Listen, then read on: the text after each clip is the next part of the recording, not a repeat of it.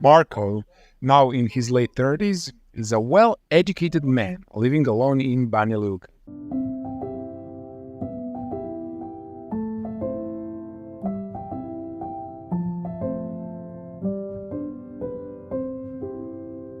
His biggest dream is to get married and start a family. Once, he was just one day from altar, but each time something went wrong.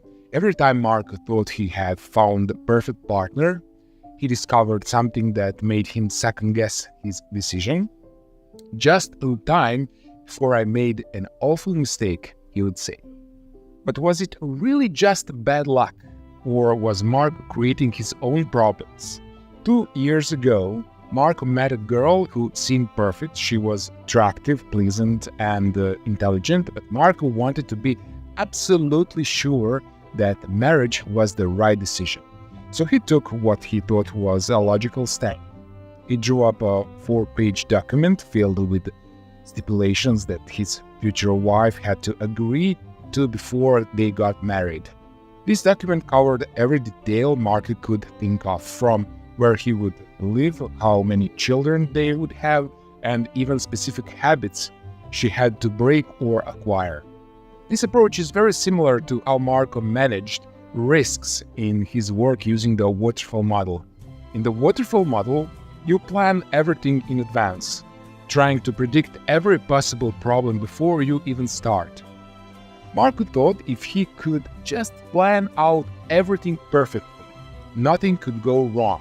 When his prospective bride read the document, she quickly sent it back with a note saying, "The usual marriage clause, for better or for worse, is good enough for everyone else, and it's good enough for me. The whole thing is off."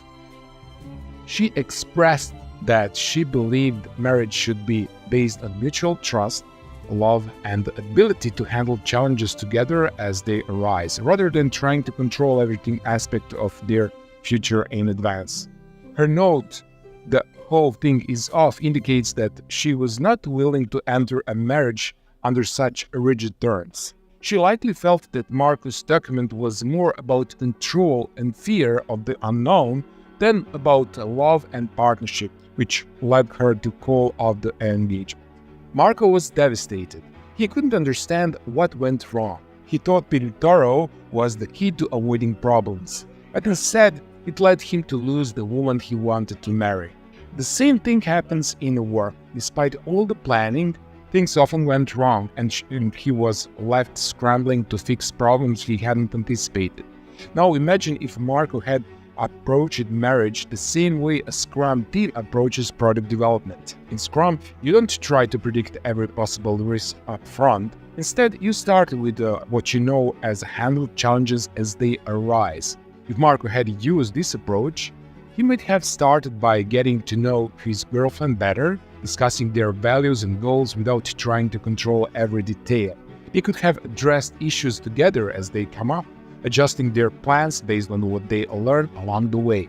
In work, this approach would have allowed Marco to focus on short-term goals, tackling risks one at a time and adapting as necessary. Instead of being overwhelmed by trying to plan everything perfectly, he could have been more flexible and responsive, leading to better outcomes. Marco's experience shows us that trying to eliminate all the risks up front, as he did with his marriage plans and his work, had led him to big trouble. The test of success isn't about avoiding all problems before they happen, it's about meeting and overcoming difficulties as they arise. Whether in life or work, it's still a good advice to cross bridges when you get to them. Adopting a more agile approach like Scrum can help you navigate uncertainty effectively, leading to better outcomes and fewer regrets. Thank you for watching.